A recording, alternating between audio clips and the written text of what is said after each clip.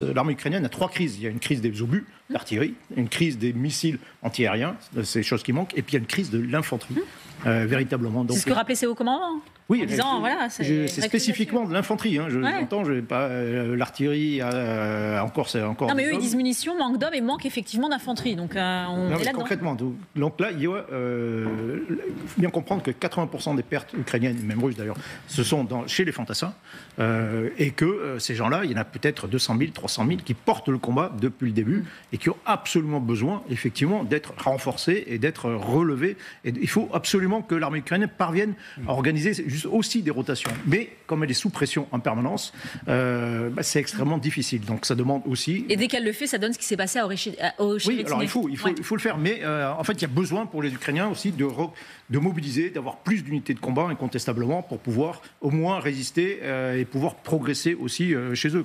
Si vous êtes sous pression en permanence, non seulement vous subissez des pertes, mais vos capacités se dégradent aussi petit à petit.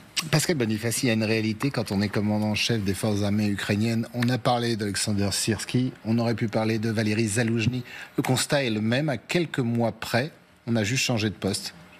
Oui, parce qu'il y a des faits qui ne sont pas changeables parce qu'on change de chef d'état-major. Le fait qu'il y ait moins d'Ukrainiens et donc moins de soldats ukrainiens que de soldats russes, c'est un fait depuis longtemps et on pouvait changer 15 fois de chef d'état-major, ça restera la vérité. Et cette guerre est une guerre du nombre. Pendant très longtemps, on a pensé que les guerres étaient maintenant des guerres technologiques. Là, on est revenu à une guerre du nombre. Et puis, quand vous avez l'aide occidentale, enfin américaine, qui est bloquée pour des questions de politique intérieure pendant 6 mois aux États-Unis, il y a un camp qui s'affaiblit, alors que les Russes se sont organisés, ont effectivement appris de leurs erreurs initiales. Ils sont en train d'avancer. Et en fait, je crois que pendant beaucoup de nos débats, on a confondu le possible et le souhaitable.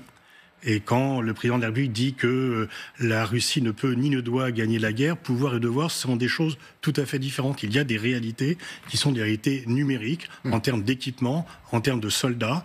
La Russie a 4 fois plus d'habitants, 4 fois et demi plus d'habitants que l'Ukraine, et donc ça compte. La guerre fatigue quand même beaucoup la population ukrainienne. Il y a moins de mobilisation ou d'enthousiasme pour défendre le territoire, et il y a moins d'enthousiasme pour défendre le Donbass que pour défendre Kiev, ce qui est aussi 2 choses tout à fait différentes. Et ça, c'est un constat. Et puis, voilà, ça, du coup, ça tire. Moi, j'ai passé la semaine dernière à New York, je n'ai vu aucun, et j'ai plutôt vu des gens proches de Biden, donc partisans du NED, etc. Aucun ne croit à une victoire de l'Ukraine. Personne à Washington ne pense que l'Ukraine pourra regagner tel que son... Et d'ailleurs, l'aide... Ils pensent quoi, alors, du coup ? Ils pensent que c'est mal parti. Ils pensent qu'on va envoyer de l'aide à l'Ukraine pour tenir jusqu'aux élections. Et américaine, j'entends, parce que si l'Ukraine devait tomber pour Biden, ce serait quand même, après Kaboul, ça ferait quand même beaucoup. C'est pour cela que le chef de la majorité républicaine, la Chambre des représentants, a accepté de débloquer cela, mais l'aide qui a été accordée va être ensuite conditionnée. C'est-à-dire que par la suite, s'il y aura d'autres aides, et je pense qu'il n'y aura pas grand-chose d'autre d'ici les élections, et ensuite, la loi qui a été passée, c'est qu'on devra conditionner à des buts précis l'octroi de futures aides, parce que les Américains estiment, et moi je le dis depuis longtemps, et bon, je fais pas toujours rien en le disant, c'est que les buts de guerre de Zelensky, récupérer le Donbass, la Crimée, juger Poutine, faire payer les dommages de guerre par la Russie, sont des buts qui sont irréalistes, et qu'on a très longtemps confondu le possible et le souhaitable. Et ça, c'est pas possible. Ça serait souhaitable. Est-ce que vous pensez, Pascal Boniface, qu'ils vont devoir négocier d'ici à la fin de l'année ? C'est ce que disent ces hauts commandants. Si le Donbass tombe en octobre, on va être obligé de négocier avec Poutine. Alors bien sûr, la négociation, ça veut dire on peut pas accepter la défaite, etc. Mais il faudra voir, est-ce qu'il vaut mieux limiter les pertes ou continuer à perdre ? Est-ce que si les combats continuent comme cela, eh bien la négociation sera en moins bonne position. Là, beaucoup d'Américains pensent que ces 61 milliards sont destinés à renforcer l'Ukraine pour qu'elle ne soit pas en position de faiblesse pour une éventuelle négociation. Mais il n'y a pas grand monde qui croit que... au mieux, la nouvelle contre-offensive pourra avoir lieu en 2025-2026, le temps que l'armée ukrainienne se réorganise, reçoive l'aide, etc. Mais les Russes ne vont pas rester inactifs en face. Les Russes ne vont pas rester inactifs, eux aussi se renforcent. Et donc, il y a un rapport de force qui existe. Il y a eu un espoir d'un effondrement de l'armée russe en novembre 2022, parce que là, effectivement, la chose allait très mal. Il y a eu aussi les bisbilles internes, Prigojine, etc. Depuis, Poutine a repris la main. Il a fait taire de façon très brutale toute critique interne. Et donc, il y a un bloc en Russie et la loi du nombre pèse pour lui. Et Et il peut compter sur ses alliés, lui, oui, parce que l'Iran, la Chine d'un côté et la Corée du Nord. La Chine l'empêcher de s'écrouler. La Chine ne lui fournit pas d'équipement, mais laisse les équipements coréens. Pas directement, mais indirectement, oui, visiblement. Oui, parce que la Chine ne veut certainement pas que la Russie perde, ça c'est clair. Mais la Chine ne veut pas non plus couper ses ponts avec l'Occident. Elle n'est pas dans la même position que la Corée du Nord et l'Iran, qui eux n'ont rien à faire des contacts avec l'Occident. La Chine veut jouer sur les deux tableaux encore. Le business et la guerre. Elle continue à le faire. Blinken était à Pékin et donc il n'a pas dit. Et Xi Jinping la semaine prochaine est à Paris.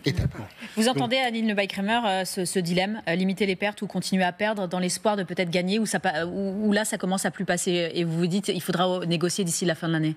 J'étais en Ukraine la semaine dernière, donc je voulais rappeler quand même qu'il y a aussi ce que pensent les Ukrainiens, qui sont plongés dans beaucoup de souffrances, dans la tragédie, et très exactement dans la situation qu'ils avaient anticipée. C'est-à-dire, au moment où on n'aura plus de munitions, oui, on sera obligé d'opérer des retraits tactiques, oui, les Russes vont grignoter, c'est exactement ce qu'il se passe. On sait qu'il manque de défense antiaérienne, de missiles à longue portée, enfin, il y a des rappels désespérés assez réguliers quand même de tous les champs de la société, ukrainienne. Mais il y a quand même un élément à souligner tout de même. Je ne crois pas, et dans beaucoup de champs de la société aussi, c'est dur, c'est extrêmement douloureux. Il y a des tas de choses à régler, il y a des tas de choses qui ne vont pas. Il y a la question de la relève, des rotations, de la mobilisation, il y a la question des munitions. Mais si je puis me permettre, l'âme ukrainienne, globalement, au sens large, il n'est pas question de renoncer. Voilà, donc c'est une réalité. C'est pas une envie, c'est pas enfin, si, aussi. Mais il se trouve qu'on peut le constater quand même quand on se rend sur place et dans tous les champs de la société, à plusieurs endroits, une large majorité, immense majorité des Ukrainiens dans leur ensemble n'ont pas renoncé. Donc ça, c'est à prendre en compte aussi. Maintenant, ils attendent des munitions désespérément. Ça, c'est une réalité aussi. Et peut-être un vrai plan pour y revenir, une vraie vision des alliés de l'Ukraine, notamment l'Europe et les Américains. C'est-à-dire, pour l'instant, on va continuer. Les alliés de l'Ukraine. Compter les points ou pas? Les alliés de l'Ukraine disent c'est aux Ukrainiens de décider des buts de guerre et donc on est solidaires, etc. Donc, on les connaît, les buts de guerre ukrainiens. C'est libérer leur territoire et leur famille. Oui, je comprends ça n'a pas changé. Non, mais est-ce que les buts de guerre seront en adéquation avec l'aide qu'on peut fournir? Laura est avec nous. On continue d'en parler dans un instant, bien évidemment, parce que eh bien, il y a d'autres nouvelles et elles ne sont pas forcément réjouissantes qui nous arrivent. Une ville, notamment Kharkiv, qui depuis des semaines, peut-être même des mois, semble être la cible des troupes de Moscou.